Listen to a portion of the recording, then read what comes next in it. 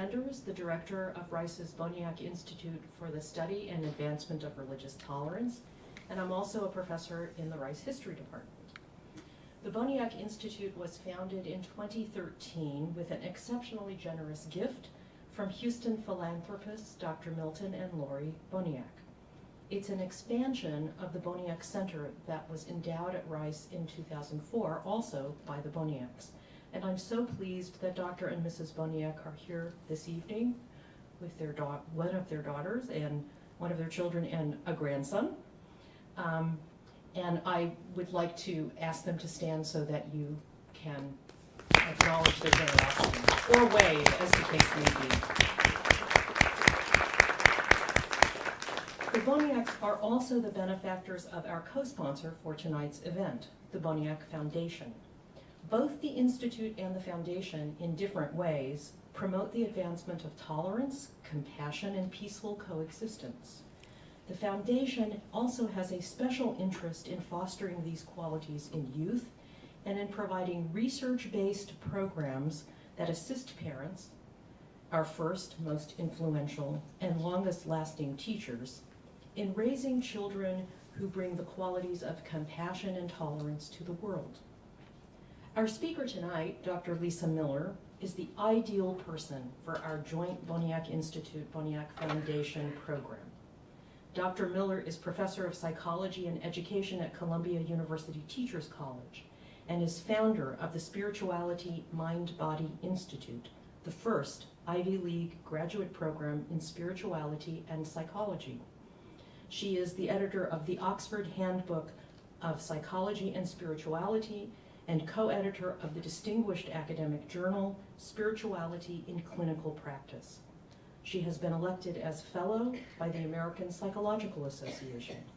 And, as you already know, she is the author of the acclaimed book, The Spiritual Child. Now, you don't even have to rush out and buy this book because we are going to be giving copies away at the end of this talk. Dr. Miller has kindly agreed to do a book signing, so you can come up after the talk and help yourself to a pin for the Institute and a copy of the book. Dr. Miller is a foremost scientist on spirituality across the lifespan. In over a decade and a half of innovative research, she has focused on quantifiable effects of spirituality in health, resilience and thriving, and an overall sacred and joyful life. Her work is widely recognized in academic, medical, religious, spiritual, and cultural venues. If she were a singer, we would call her a crossover artist par excellence. I could go on and on, but I think you'd rather hear Dr. Miller speak than listen to me speak about her. So without further ado, please join me in welcoming Dr. Lisa Miller.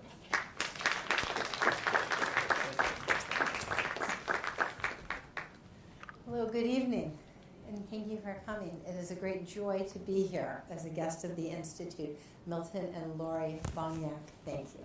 Thank you. This is a joyful moment. And to meet your family and see the great work that you're doing as innovators to transform society. First of all, I'm coming to you as a clinical psychologist. I'm coming to you as a clinical scientist and also as a parent of 3 children. And so before we start, it'd be nice to know who here is actively raising a child or a grandchild. Okay, great.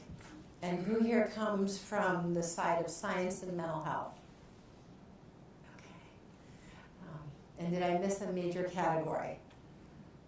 Okay, wonderful. So then I'll know as we speak how to highlight certain pieces and share with you that I am coming as a scientist, a therapist, and a parent. And so when I do this, I will toggle between the narratives that reveal the meaning in the science and the science itself. When I started out in 1996, there was not one single peer review article in the field of mental health on spirituality nor on religion in the first 2 decades of life. So the American Academy of Child and Adolescent Psychiatry, American Journal of Psychiatry, the journals that laid down the empirical foundation for good practice, the parameters of mental health and wellness. How do we treat and when do we treat? We're silent on spiritual life. And yet I could see plain as day in my work with children and adolescents in the outpatient clinic on 168 in Broadway. We served Harlem and Washington Heights, that those children that came through trauma, depression, anxiety, substance abuse, with a deep, heartfelt connection to the sacred, whatever their tradition may be, whether they spoke of God, Allah, Hashem, the universe, whatever tradition may have been in their home, the child with a spiritually connected heart had an entirely different course of recovery. So a mental health field silent on spiritual life simply made no sense. And I set to work, as have in time many labs around the country. And 20 years later, we have a strong body of peer-reviewed science, which I will share with you in aggregate tonight. And you can pull up the specific references and go on Google Scholar or Medline in the back of the Spiritual Child in the reference list. Now, all the time that I was working in this line of work, I had a dear colleague down the hall, Dr. Sunil Luthar, who looked not at children in poverty as those with whom I was working, but rather looked at children in highly resourced communities. And what she found at the time was shocking to the field of mental health. Dr. Luthar found rates of depression, anxiety, and substance abuse in adolescents in resourced communities. Marin County outside of San Francisco, Fairfield County outside of New York, rates that surpassed those found in the inner city, rates that surpassed those found in the clinic where I'd been working. So we teamed up and we asked the question, what's going on? What could be possibly going on that there was such suffering in communities where children were loved, where there were resources and educational opportunities? And Dr. Luthar, first, quite on her own, had gone into these schools and found two ecological pathways. One was in the culture of parenting, and it looked like this. How's the game? Did you guys win today? How's the math test? How'd it go? The monolithic, recurrent discussion of performance, performance, performance, without any word on, I'm so happy to see you. Who'd you see today? Any good stories? The broadness of life was missing, and she heard instead a message that children took to mean, I need to sing for my supper. I'm as wonderful, I get as much sparkle in my parents' eyes as my last great win. The second thing Dr. Luthar found was in the ecology of well-resourced high schools. She rounded up teens and said, hey, tell me who's really popular here. And everybody knew who was popular. They said, well, this group of girls and that guy over there. Dr. Luthar would come back 1 week later, round up fresh teens, and say, hey, tell me about that group of girls, that boy over there. And in this way determine the actual behavioral correlates of popularity. So what might you imagine was the number one correlate of popularity in girls in resourced communities? It is absolutely in the realm of attractiveness, and quite specifically, it was weight. The number one predictor of social esteem was weight. And the number two predictor she found was interpersonal aggression, mean girls like Heather's, being used to instantiate rank. So beautiful children were being raised in this essentially a quiet tidal wave of cultural socialization. And I sometimes envision it something like this. And again, beautiful children. For boys, the number one correlate of popularity. So sports mattered, but didn't differentiate the highly popular boys, but they certainly did matter. The number one correlate of popularity in boys was substance use. Popular boys use substances. And the number two correlate was not intimacy or love, but essentially exploitative relationships with girls.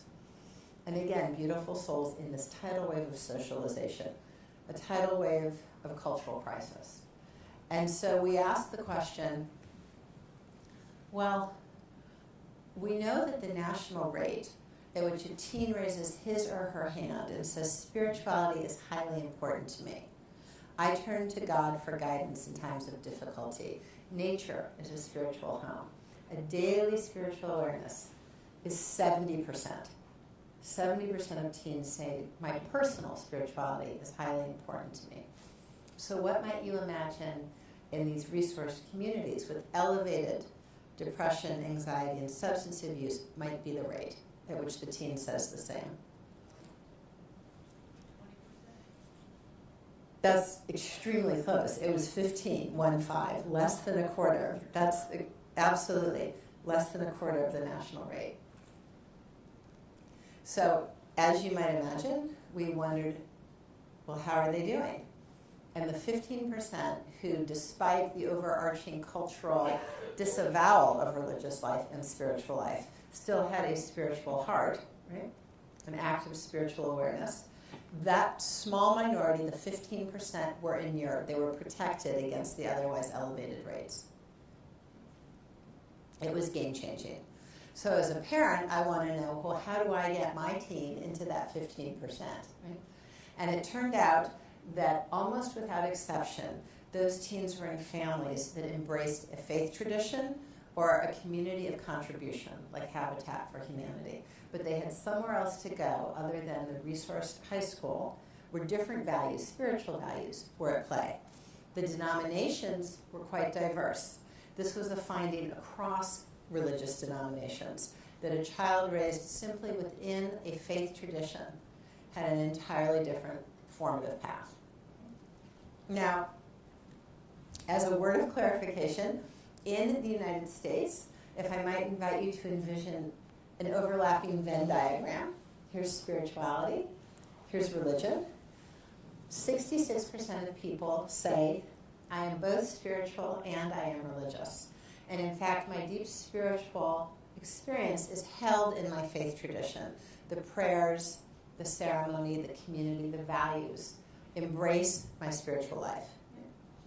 About 30% of millennials and fewer with each older generation say I am spiritual, but I am not religious. For me, spirituality is in nature, in music, in my relationship to other people. And a small number of people say I am religious, but I am not spiritual. I don't know what you mean by this spirituality thing. My religion is my people, my values, our sacred text. What we now have from 20 years of science is that whether with or without the embrace of religion, spirituality is a capacity that each and every one of us, from the day we were born, has been given. If I sum up now, right, the four major findings across this rich literature, hundreds of peer-reviewed articles, the perhaps most important finding of all is derived from twin studies. We look at twins raised together, twins raised apart, and factor out whether any trait is innate versus socialized. Right? IQ is 60% heritable, 40% socialized. Temperament is about half and half. The capacity through which we experience the transcendent, the sacred, is 1/3 heritable, 2/3 socialized by the time we're 30 years old. We are naturally spiritual beings. This is part of our birthright. But how that is cultivated and how that is formed is 2/3 in the hands of parents and faith community, 2/3 in the hands of our teachers and mentors, priests, ministers, rabbis, and imams. Right? So while we are all naturally born with the capacity for spiritual life, and while this is core to our natural birthright, it is in our hands as parents, as grandparents, to support young people in the formation of this natural spirituality. Second finding, with puberty, biological puberty, there is a surge from the inside out, not simply a matter of age, through which there is a 50% increase in the heritable contribution, meaning a biological clock. Bring! And whether or not we expect it and whether or not we saw it coming, there's a hunger for transcendence, a questioning of the head. What is my meaning? What is my purpose? When this is supported through a process of spiritual individuation, coming of age, the spiritual core is formed. And I will tell you a story about 6 or 7 years ago. There was a knock on my door teaching class in the middle of class at Columbia, and I looked out to see who'd come. And outside my door were 9 Navajo girls. And so I said, please, come in. And they looked at the adults in the room. They, I think, were expecting peers in a classroom. And they stepped out. They stepped in and they stepped out. And I told them of my son, Isaiah Lakota, who I'd found with the help of the Lakota. And when they heard that, they said, okay, we'll come in. They all lined up, 9 across, and the ringleader knew who she was and stepped forward and said, what shall we talk about? And I said, tell us anything you'd like to share of the Navajo tradition. And she said, oh, I know what to talk about. When I got my period, my grandma, she smudged me. And she said, run here and run there. And I ran fast and hard and strong. And then I dug a big hole and I made a cornbread for my entire community. And after all these tests and all these trials, I sat in the spirit hut for 3 days where I knew my bigger spirituality. Proud? Body, mind, soul, united together, coming of age. Every tradition on earth through time links coming of age with a greater spiritual awareness and responsibility. Bar and bat mitzvah, the inipi, the Sundance, confirmation. And now we see in science that indeed there is, if you look at longitudinal twin studies, a clear emergence, whether or not culturally embraced. There is a surge. If we honor that surge, if we show up as parents and teachers in faith community and support the spiritual core, we now know after 20 years there is nothing as protective against the most prevalent forms of inner suffering, depression, anxiety, and substance abuse, as a deep personal spirituality. Journal of the American Academy of Child and Adolescent Psychiatry. A teen 1 standard deviation above the mean as compared to 1 standard deviation below the mean, and a tendency to say, yes, spirituality is personally very important, is 80% less likely to become addicted to substances. 60% less likely, this is Journal of Clinical Psychology, to have major depression. Every teen gets depressed, but major depression. Why? Ken Kendler showed that with each successive moderate depressive episode, my trip cord gets lower. I develop a sort of depressogenic way of being and thinking that makes unwanted life events, disappointments, loss, rain clouds, more depressing. I'm always the one, this happens to me, I must have said the wrong thing, I'm so dumb. Self-implicating negative thinking. But if when the very same life event, a loss, a breakup, a failure, is met not with that style of thought, but a spiritual response, then we become inculcated in another way of being and thinking. And over time, a spiritual response cultivates a far greater resilience to life events tipping a full-blown major depression. Every teen gets depressed, major depression. One of the most important findings in this science is that spirituality is protected against some of the most common forms of risk. In boys, that's driving fast and jumping off high places and substance use. In girls, the finding was not so much in boys. In girls, there is much decreased risk in the type of sexual risk-taking that exposes girls to disease, unprotected sex, unwanted sex. Journal of Adolescent Health. So in aggregate, these protective benefits are quite large in their magnitude. Normally in clinical science, we're very excited if we find a protective effect 1/3 this size, right? But this huge sort of imprint, this sort of Bigfoot-sized imprint, through all the mess and noise of science, suggests that maybe we're looking at two sides of one coin. That is it possible that some of the hunger for transcendence, some of that booting up, the biological clock, the surge of spiritual awakening with puberty, is not supported and not midwifed, and sometimes teens go shopping. So I wrote a tiny little article, tiny, in the New York Times, and I said, we know that a teen with a strong spirituality is 80% protected against substance dependence and abuse. We know that recovery from AA for 2/3 of people involves a spiritual deepening, whether spontaneous or through chipping away at it. Can't we get ahead of this and help teens. And to that tiny, could barely find it, New York Times article were pages and pages of avid disagreement, all none of it on scientific terms, not one argument on method or science, but as a matter of taste and opinion. That did not go over for many people, adults. And still, I got to my office, I sat down on my work email account. We know young people can find us at work. And there were dozens of notes from young people themselves saying, you know, I felt this hunger. I wanted to be part of something more. I was looking for meaning. And I couldn't find it, but I felt it just for a minute when I started drinking. And I found it in this fake kind of way, but I did it more, and I did it more. And the young people were aware, if you think of chutes and ladders, that that had become a chute. It was a false sense of transcendence without legs under it. So that is a level of discussion that young people are ready to have. What else can be said despite the extraordinary protective benefits of spirituality? Well, looking from a lifespan perspective, if you raise me that 2/3, that rich 2/3 in a home where we speak within our own family's faith tradition, if you raise me within a community of contribution or a faith community, if you stand by my side and I cultivate this deep spiritual core, by the time I graduate, senior year, 18 years old, if I say yes, personal spirituality is highly important to me. I turn to God for guidance in times of difficulty. My family is a sacred place, a deep, daily felt spiritual awareness. I might go to college and question the whole thing. I might go to college and not have one professor who wants to have that discussion. I might doubt and tangle and step back.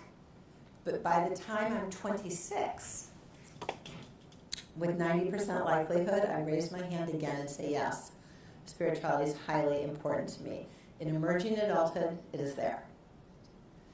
What else might be said? Well, we looked at the 15% from Dr. Luther's sample, and we noticed that at mean age 26, they had different looking lives. First of all, they were now less likely to use creepy drugs like Ritalin and prescription drugs.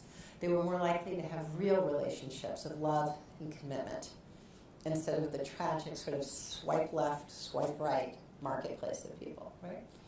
They were people who did not have values of exploitation. They were people who had values of contribution. Life looked different on the outside, and shifting now study cohorts, life looked different on the inside. These are brains, mean age 38. A sustained personal spirituality across denominations over time, we published this in JAMA Psychiatry in 2014, is associated with broad and pervasive regions represented in red of cortical thickness. The parietal, occipital, and precuneus regions of perception and reflection and orientation, showed thicker cortex in people with a sustained spiritual life, mean age 38. Okay. Now, with over 80% overlap, those very same regions showed not thickness, but thinness in people with recurrent major depression, offering potential evidence that sustained spiritual life may be neuroprotective against recurrent major depression. Now, what's also very interesting is that these brains are drawn from a Judeo-Christian sample. But again, with a great deal of overlap, over 80% overlap, they're the same regions to show cortical thickness in sustained meditators from non-Western traditions, offering evidence that this innate capacity for spiritual life, this 1/3 heritable contribution, is foundational to our spiritual experience across denominations. We are cognitive beings, we are physical beings, we are spiritual beings. And the deep biology that supports this experience is the same across all faith traditions and across the peoples of the earth.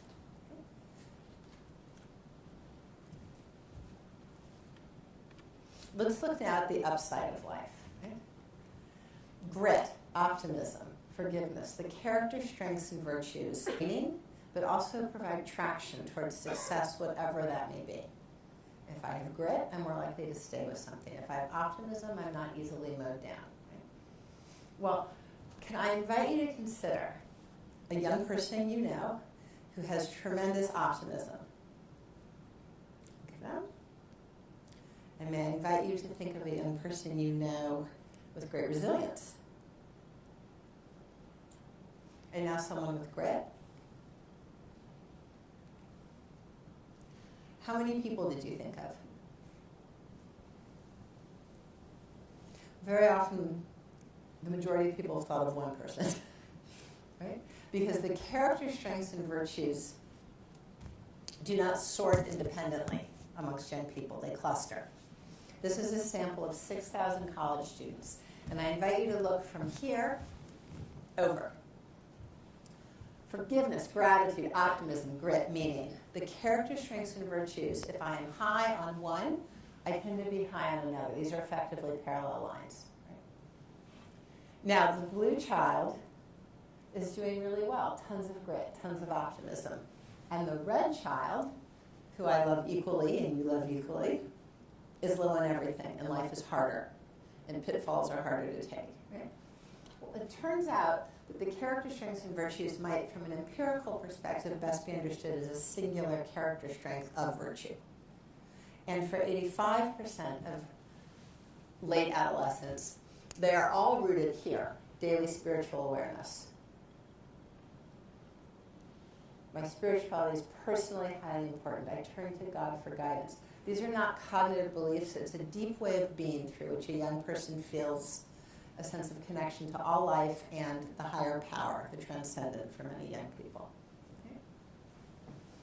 There are 15% of young people for whom the character strengths and virtues are not associated with the transcendent sense of spirituality, and we call them virtuous humanists, and 20% of adults. And everybody is welcome into the same discussion of relationship to ultimate reality. And we do this in my class at Columbia. I'll have a circle of graduate students, and one person will say, my grandmother, she tattooed me and linked me to all my ancestors. And the person next to that student will say, well, linked you to your ancestors.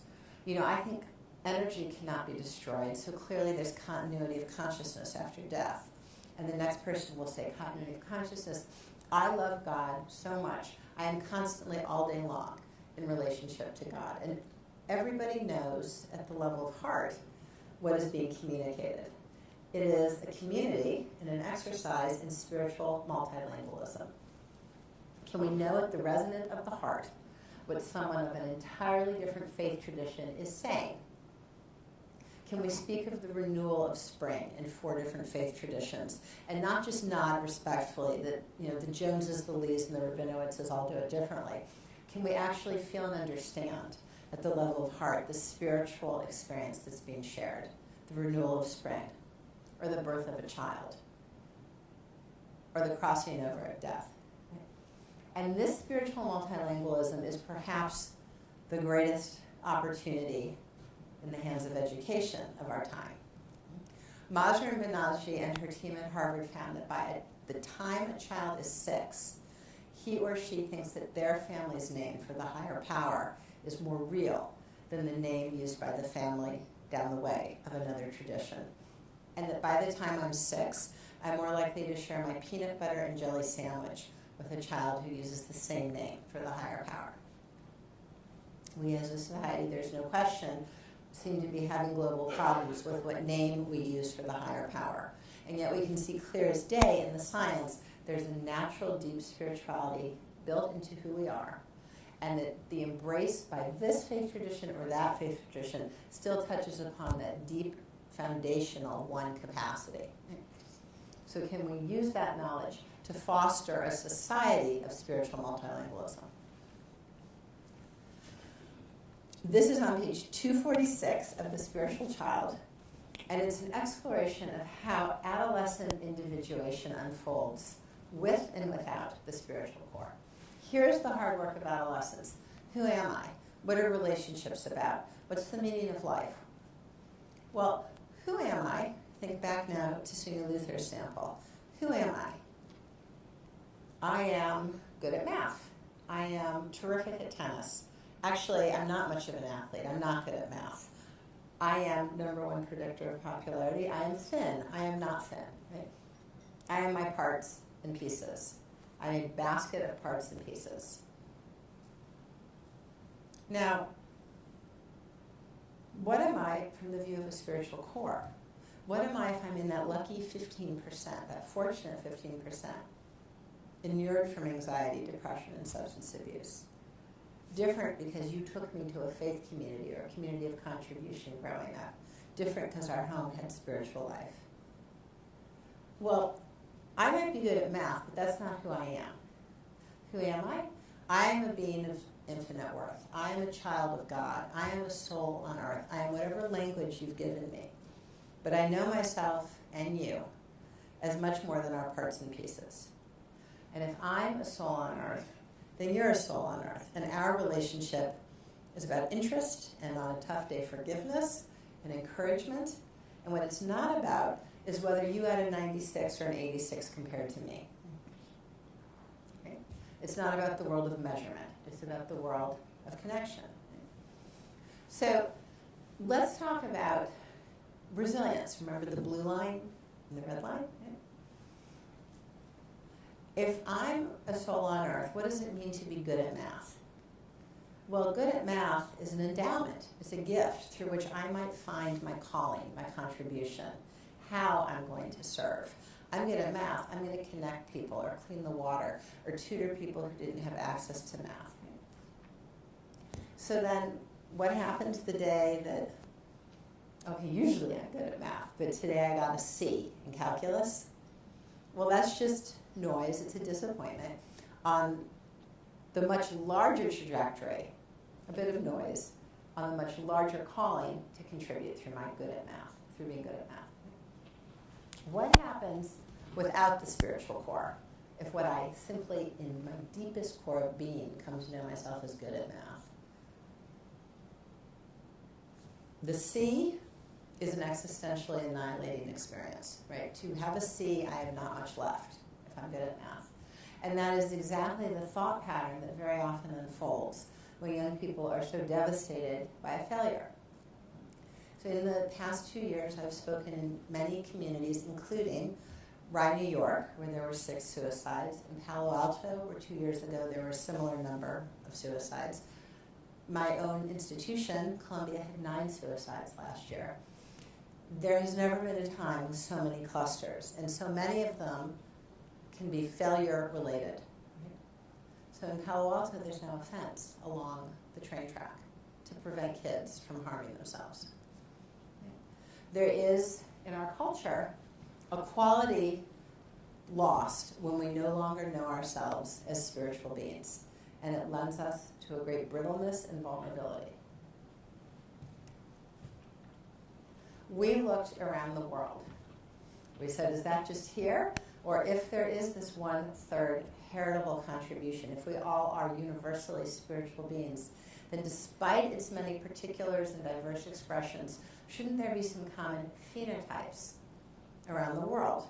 We looked in India, China, and the US. We're now looking in Brazil and in Iran. And we found everywhere where we've looked, there are at least 5 expressions, 5 deep experiences of spiritual life. An awareness that we're all interconnected. Whether through a vision energy or spirit, there is a sense of oneness as well as separateness that the world shares. Love is not just an emotion, but it's a mutative force. There's something sacred about love and forgiveness. The notion tikkun olam, right action, that service has a higher order meaning. It is sacred to serve. Tikkun olam, prayer and action. A practice of connection, prayer, meditation, mind, body.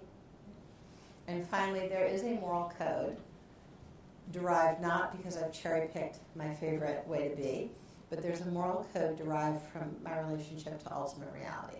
Everyone gets this. So these 5 phenotypes all around the world, to the extent that I have cultivated my spiritual awareness, I am less depressed in China, India, and the US. I am less substance abusing in China, India, and the US. In China and India, the more years of formal education I have, the stronger my 5 phenotypes. Uniquely in our country are years of formal education foreclosing of spiritual development. There is something disintegrating in our mainstream education system of this natural capacity for spiritual life from all else. And in the spiritual child, I offer a few cases of how that unfolds then into adulthood. A young man who was addicted to pornography, a woman who was depressed for 10 years, and what they say at 25 is, all I wanted was someone to say, what does your spiritual heart say about relationships, love, and sex? And the young woman said, all I wanted was someone to say, that sense of connection, that sense of oneness, that's real, right? As opposed to unscientific. Now, there was, once upon a time, a view that science is here and spirituality is here. But there's nothing unscientific about looking into the spiritual life. Science is a lens, and we can point it at anything, including the course of a spiritual life. So how are we doing on time? Do I have 15 minutes? How are you doing? Yeah? 10? Okay. Whose children are in the first decade? Okay. And whose children are in the second decade? Okay. We'll do both. Whether in the first or second decade, it is not from picking up a book when I'm 20 that I become spiritually aware. Most of the 2/3 of socialization around spiritual formation comes from you as embodiments of spiritual life. You were the carriers, right? Levador vador, from generation to generation is passed an understanding of lived spiritual values. So one day, BC, before children, I was working a lot on a Sunday, and I stood on the subway platform, hot August Sunday, waiting for a train. And one rolled by and passed right by, and the next rolled by and passed by, and then finally the third train came, stopped, but it was packed. And in this packed, long line of cars, there was one car wide open. So I leapt on thinking, fabulous, and it quickly became clear why. That in this car, everyone had packed down at one end, because over here was a very lonely, agitated, desperate homeless man. And as each person got on, he said, hey, you want to sit with me? And they'd run down there. And he'd get more and more and more rejected as we went to each stop. 85th and 96th and 110. Do you want some of my lunch? And he started throwing his lunch at people. Until finally, we reached 145th Street. The door opens up, and on walks an elegant couple. It's a grandmother with white gloves and a pillbox hat, and her granddaughter, also with white gloves. And we all cringe because we know what's coming. Hey, you want to sit with me? And the elegant couple look at each other, nod, without saying a word, and walk right over and sit immediately by his side. And he's shocked. He says, do you want some of my lunch? And the elegant couple look at each other, nod, and say, no, thank you. And this goes round and round. And it occurs to me that this is the intergenerational, lived transmission of spiritual values. And at a poignant moment, such as that, I was compelled to run the numbers. And I saw that indeed, when spiritual values are passed from parent to child, the child derives a much deeper form of spiritual awareness and resilience. He or she is 80% protected against depression. And when it is not through one generation, but from grandparent to child to grandchild, that spiritual values are passed, it is deeper yet, and the child derives 90% protective benefit against recurrent major depression. There's absolutely nothing in the clinical or medical sciences that is 90% protective. We then looked at how do you build a spiritual child, and in that nod, there were both two ingredients. There was total transparency into spiritual life, how we live and how we handle one who suffers on the subway. And there was also the steadfast presence of unconditional love.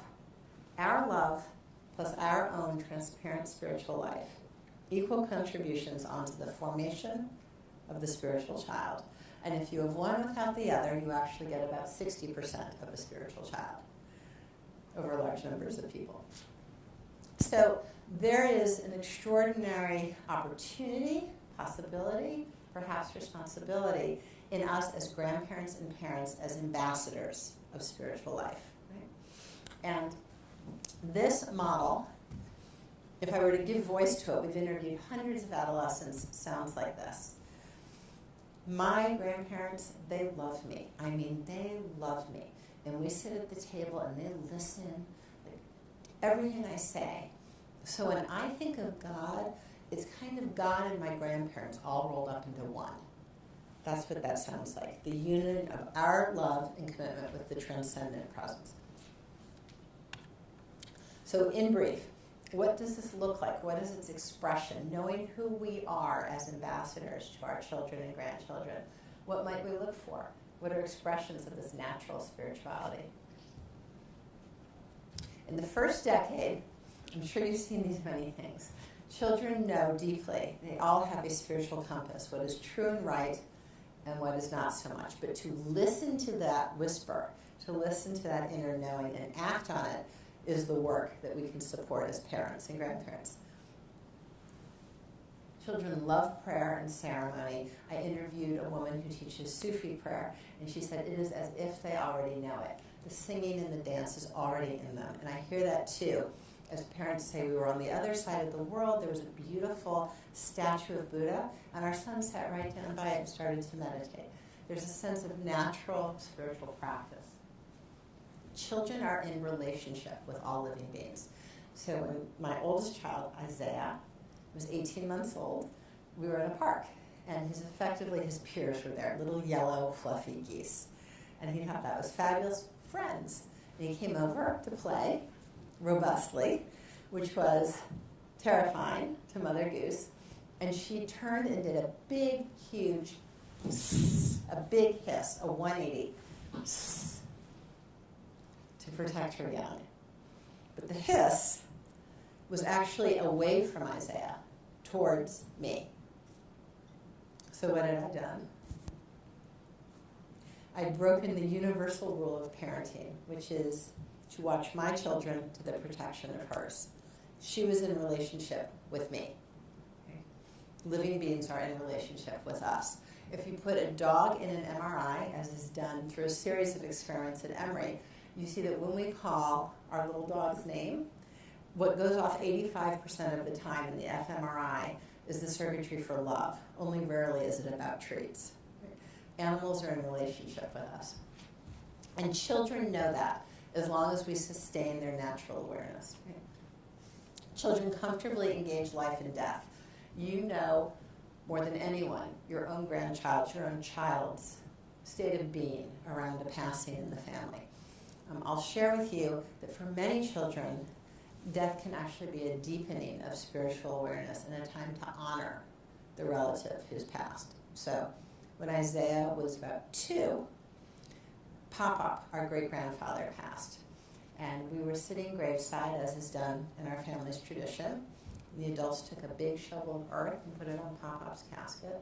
And then little Isaiah took just a garden spade and put earth on Pop-Up's casket and said, "Look, Mama, the body goes back to the good earth. The soul goes to God." His eyes were clear and resolute. The child's a knower, a natural, spiritual knower. All I need to do is bear witness. Wow, yes. A week goes by. We're out in the garden. "Mama, come here now." So we come. And there's a dead turkey carcass. "Look, Mama, the body goes back to the good earth. The soul goes to God." His eyes were sparkly. He'd learned something in a very deep way. He'd come to understand something. Now that day at the funeral, the other cousins were not present, and they loved Pop-Up just as much. Because there's a myth in our cultural fabric that death is inherently traumatizing to children.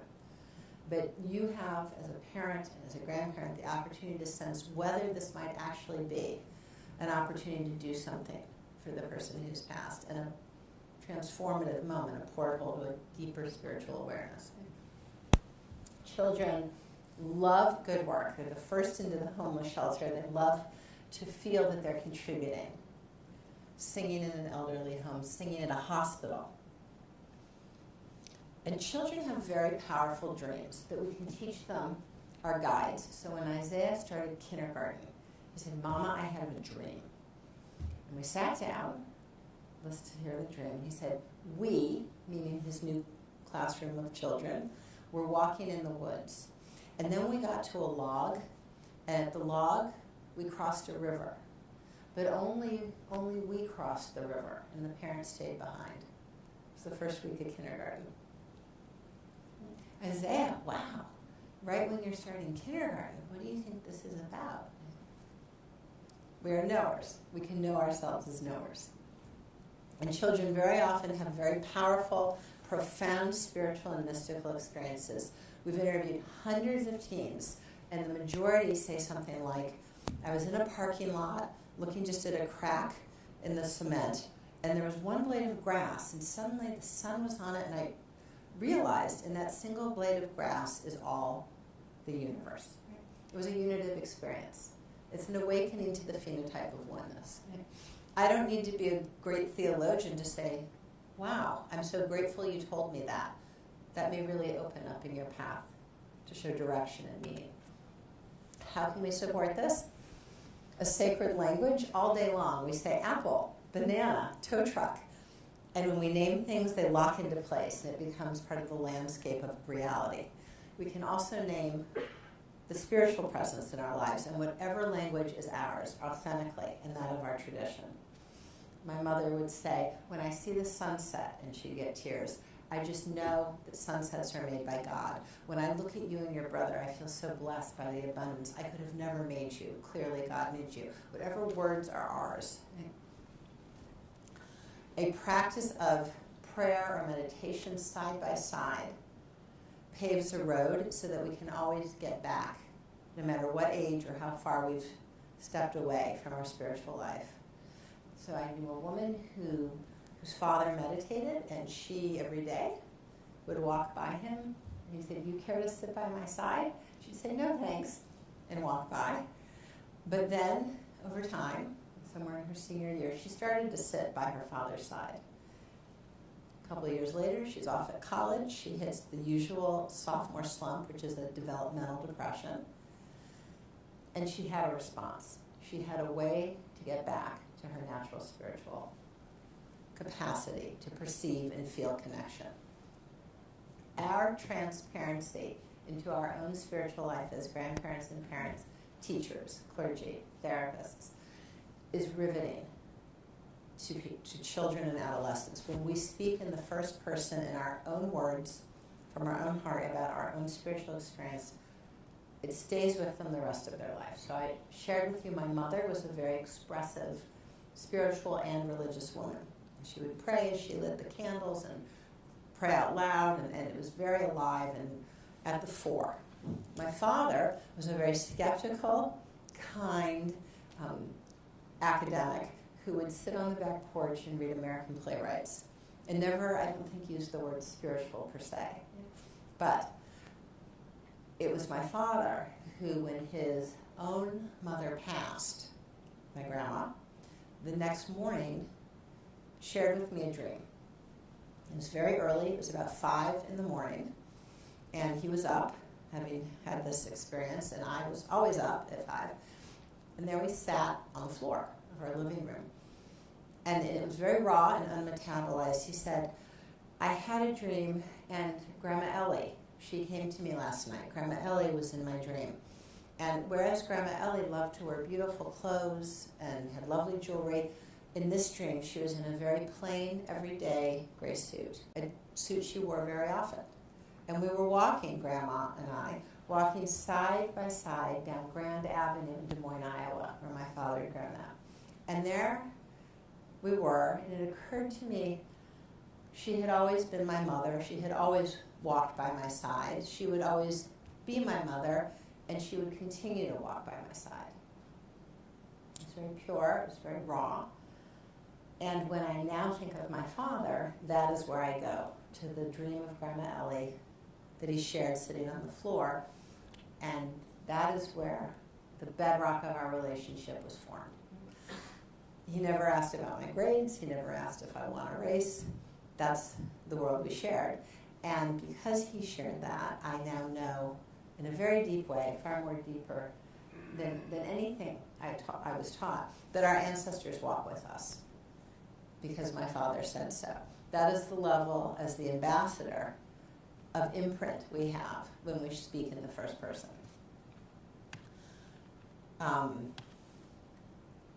Leaping quickly in 2 minutes. With puberty, the same cul-de-sac, the same family, the same friends can suddenly feel far more full of challenges and surprises, far more vivid and bright red. Adolescents are exquisitely good at sensing what is right and what is wrong. They are passionate about justice. There's no time in our lives where we are better at sensing spiritual truth or misalignment than in adolescence. So with considerable effort and some expense, I took my 2 adolescent daughters. They're young in the book, but it takes so long to write a book. They're now in adolescence.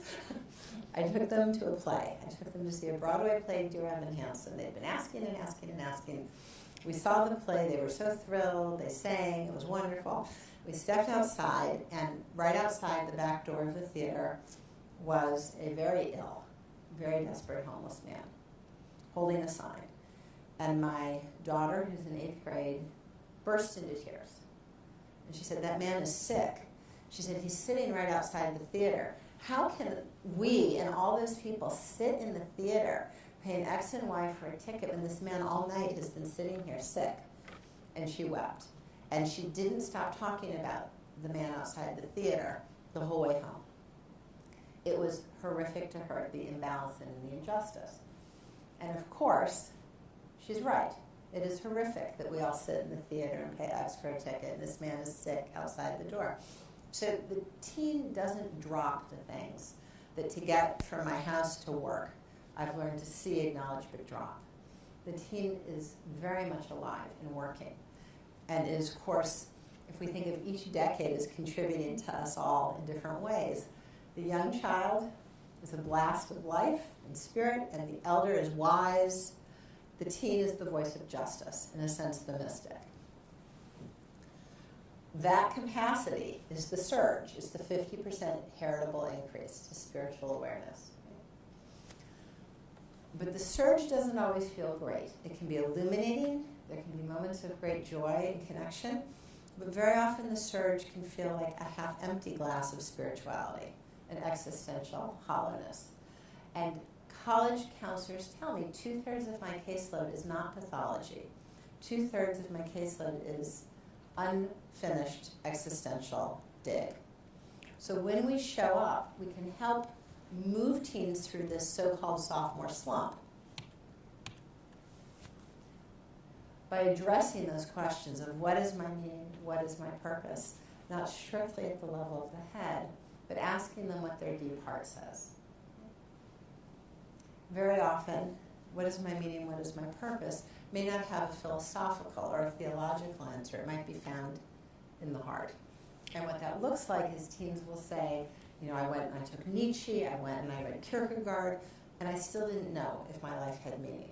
So then I took world religions, and I studied Hinduism and Buddhism and Taoism, and you know what? It was all taught here, and I still didn't really know if life has meaning. But then I went home, and standing there on the Gulf of Mexico, I saw light upon the water, and I knew, of course, God exists. Or then I went home, and in my childhood pews at my church or synagogue by my parents and grandparents, I knew, of course, there's meaning in life. Of course, God is with us. There's a sense of knowing, but of course. Asking a question of the head and getting an answer of the heart. Feeling maybe something's wrong at the level of the heart, and then deploying the head to figure out what. Right? Something's wrong. Well, maybe there's a case of injustice, figuring it out. Right? This is a form of quest, uniting our multiple forms of knowing. And when we live in a state of quest, we now know from one of our recent studies that we have a highly interconnected brain. Quest as a trait, way of living, is associated with a great deal of interconnection between regions and more optimal use of our brain. We are built for quest. We function optimally if we can listen to head and heart. And this is part of the deep circuitry, our endowment as naturally spiritual beings. So you are the ambassador, you are of enormous impact. And whether within the tradition of Christianity, Judaism, Hinduism, Muslim, whatever you may be, right? When you hold the torch in your own way, you make a life-transforming impact on your child's own capacity to live through life with spiritual footing. So thank you. You can Q&A, a little discussion, or good? Sure. Yeah. Thoughts, questions? Yes. My friend and I Yes. are the grandmothers. Mm. Each have two little girls who live in Houston. Mm-hmm. We got to relate to them a lot. My oldest is 6, my youngest is 3. Mm-hmm. And about age 5, we have been very close. At about age 5, she started being very surly. And it seems to me that she's in a pattern of rejection. My husband and I checked into church every Sunday because their parents are Buddhist, and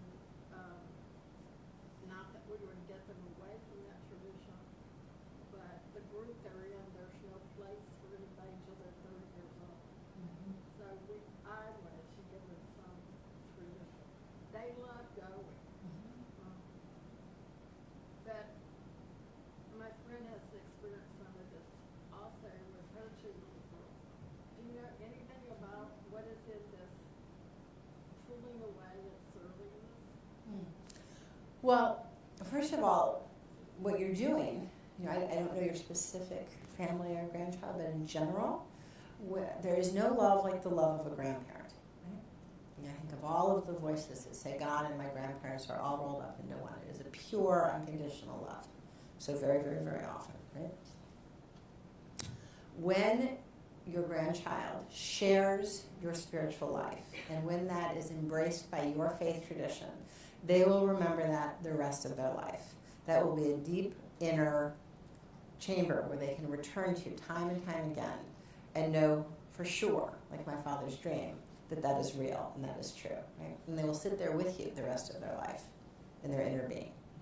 So it is extremely important, and it sounds like this is working from what you've shared, that everyone in the family, and foremost the grandparent, has her or his own spiritual voice. In the first person, you're not talking about the parents, they do it that, in your own first person voice about how you experience God, spiritual values, coming together in faith community, living it, sitting by each other's side. That is profoundly formative.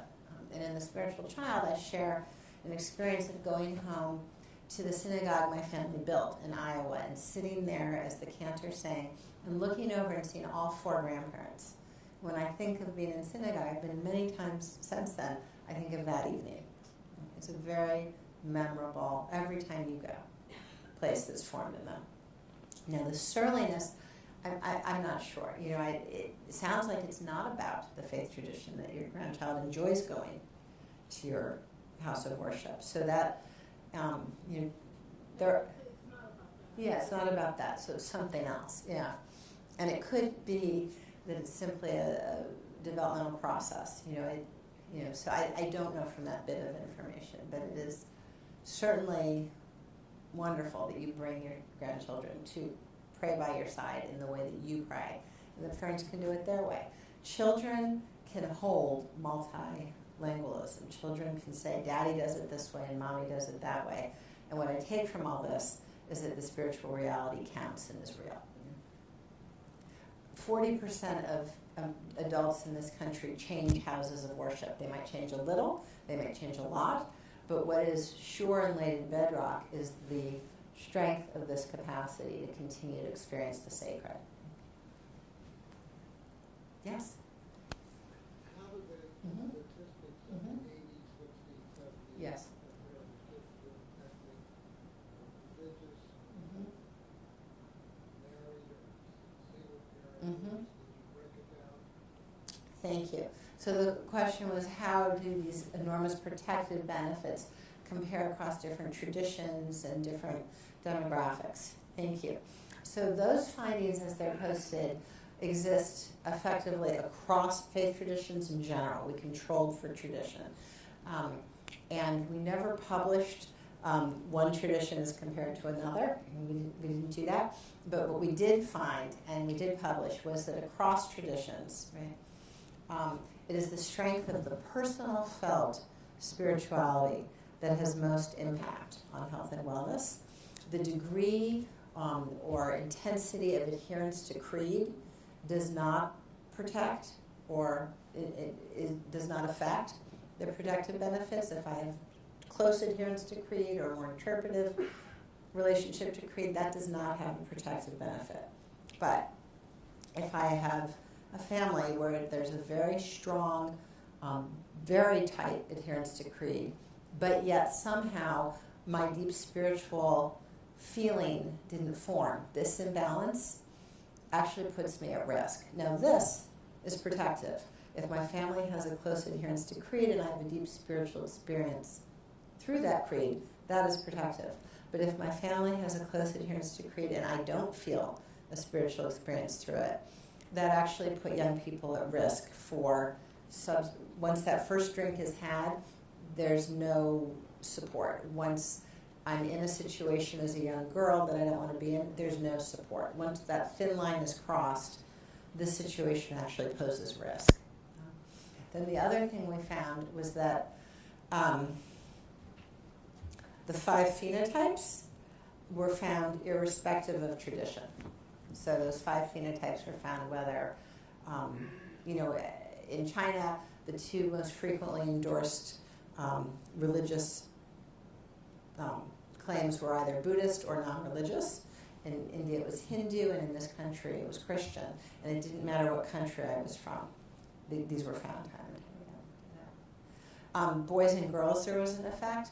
Boys and girls both have this natural spirituality, but there has been some research that shows that in girls there's more of a felt relational spirituality, and sometimes in boys there's more of both a kinesthetic and also an interpretive sort of conceptual grapple with it. So essentially Carol Gilligan's work on gender comes forward at this level of spirituality. There's a couple articles on that. And then in terms of ethnicity, there's a small correlation where in the African American community there's somewhat higher spirituality than in all other communities. Yes. So you mentioned, the importance of, I guess, raising kids in a particular, faith tradition. But I'm wondering about, is that enough to develop what you're talking about? Like, is this kind of spiritual core? Or is there something else beyond that that you need to do with kids to help develop that besides just kind of having the more, this is a knowledge of faith tradition? Your living, breathing expression and experience is, you are the ambassador, the translational space. So, for instance, I'm in traffic and I'm irritated and I bark at my kids, right? And at the end of the day, I feel really badly about that. So I have the opportunity there to say, Mommy was really edgy today and sort of pressured, and I want to apologize to you because really you are the most important thing in my life, and I was really short.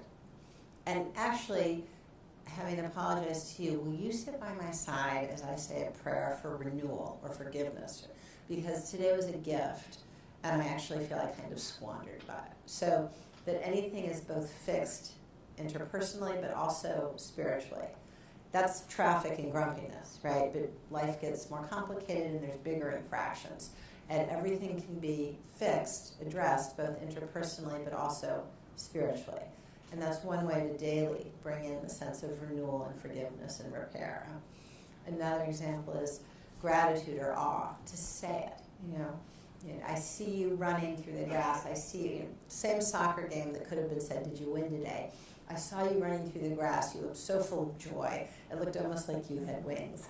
It is such a blessing from God that you can run and be healthy and free. Anything can have that whole, what was the implicate order can come to the fore if we bring it forward. Yes? Well, I want to thank you first for a really beautiful talk. It was so Thank you. inspiring.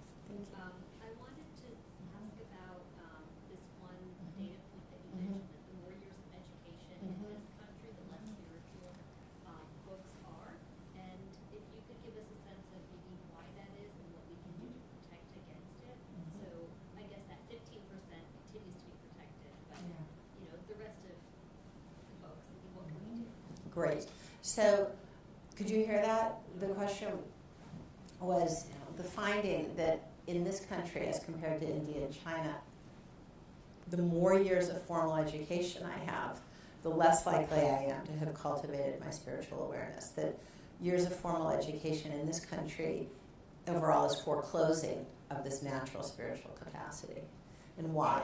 So the finding as it was published just within the past year was simply a descriptive finding. What's under the hood? Why would that be? And I invite you, that is a matter of interpretation until there's follow-up studies, but we can draw on other data points and draw an inference. And one is to look, for instance, in SUNY Luther's sample, right, where those are resource communities that overall represent many years of education in families and yet have exceptionally low rates of spirituality. And pathways of cultural pathways surrounding years of education, like excessive to the point of exclusive focus on performance at the cost of simply seeing you as a soul on earth. Right? Why is it the 15% who are part of faith communities did cultivate a deep spirituality? And it may be that when I show up in a faith community, no one is saying, what'd you get on the math test? And no one likes me more because I did well on the math test or because of a host of other things my family has or doesn't have, right? But when I show up in a faith community, there is this love. I am witnessed simply for being as a soul on earth. I am welcomed as a soul on earth. And in that faith community, I learn about life and death and renewal and the seasons and all of the things that bring life forward and alive, rather than, again, performance. I interviewed a chaplain in a very, very well-known high school, and I said, how are your kids doing?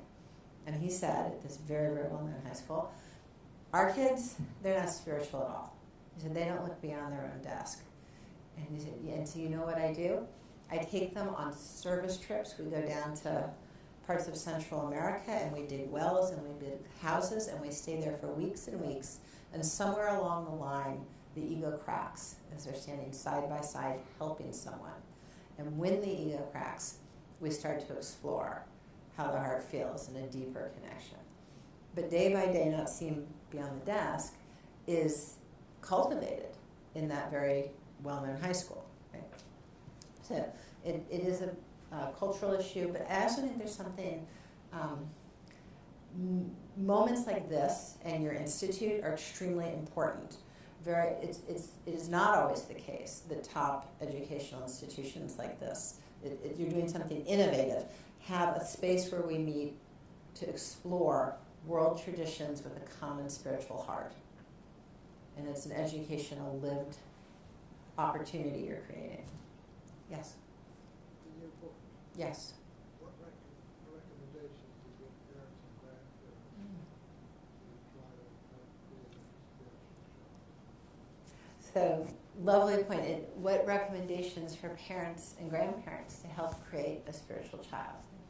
Well, for a young child and an older child, expressing our own daily lives with our own voice, our spiritual voice, is memorable. We say, this is real, we talk about this.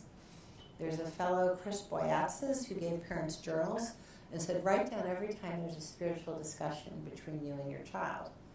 And in week 1, now that I have my journal as a parent, I noted every time I started a spiritual conversation, and I wrote it down. And about 80% of the comments originated with me as parent, a few with my child. But in week 2, the ratio became just about equal. About half the conversations were initiated by the child, because the child learned very quickly that we talk about this. This is interesting to grandma, grandpa, mom, and dad. This is real. This is part of where we live. So I think the more we bring into our daily life our own understanding of the spiritual meaning in this moment, the homeless man outside the theater, the homeless man on the subway, all of the things that you do to serve society, why you do them spiritually. That is memorable to our children and grandchildren. Keeping our own faith tradition, whatever that may be, and using that as an opportunity to bring forward that natural spiritual experience through our faith tradition is a way that is strongly formed. You know, the red brains and all the biological correlates are directly associated with a personal spirituality. But how is that built? In the vast majority of cases, that personal spirituality is built through the reinforcement of religious observance for the vast majority of people. So, yes, it is spirituality per se that's associated with resilience, but how do we get there? It's associated with attendance, involvement in spiritual youth groups, intergenerational observance across traditions. And we don't have to be perfect to do it in a rich way where it's remembered. Yes? Could you say a little bit more about how families who do not belong to a religious tradition, may identify as atheists or agnostics or simply unaffiliated, might foster that spirituality, and say also a little bit more about how this works in, and I love the phrase you use, communities of contribution. Thank you. So there's a family, I'll give an example, where the mother survived years of addiction and has a very deep spiritual connection, but this woman does not identify with the faith tradition. And so she has, this is a lovely example, started creating family traditions around gratitude, family traditions around awe, and built them in such a way to include every single child. So for instance, every Sunday evening at their house, every child, some are very young, some are in middle school, writes down something that today was meaningful, something they're very grateful for today. And the older ones write and the younger ones draw. Then they put them all in this beautiful vase in the middle of their table. And another member of the family reaches in and pulls one out. And it's essentially a ritual that family created. Other families talk about walking in the woods. There's a family walk every Saturday or Sunday. And I know a family where they bring poetry or they bring a reading, and they sit down midway through as a family in nature and they do a reading. So it's, what's important is that it's an authentic act from the parent. And we know the teen knows if something's real or authentic. So those are examples.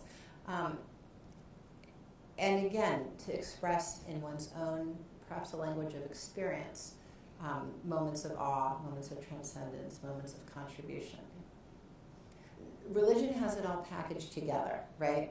So it's been built over time, and it's all in there, the language of transcendence, the practice. But if there's someone who really doesn't relate to a faith tradition, they can see what some of those elements are and try to build them on their